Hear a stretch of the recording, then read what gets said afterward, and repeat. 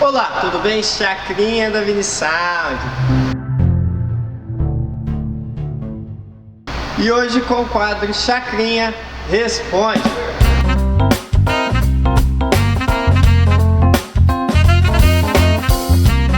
Chacrinha, posso usar o rádio original do meu carro para o meu som de alta qualidade? Então, vamos lá. Geralmente ali 99% dos rádios originais vêm sem saída RCA. Então você vai ter que colocar um adaptador para saída RCA. Ali jogando para os módulos tudo, a qualidade, por ser um rádio que ele não tem muita equalização, não vai ficar tão boa, mas vai tocar.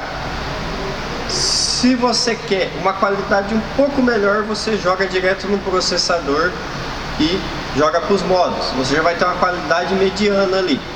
Mas se você quer uma alta qualidade, compra um rádio ali com equalização boa, de uma marca boa, que você vai estar mandando direto para o processador, do processador mandando para os módulos, ficando um som top no seu carro.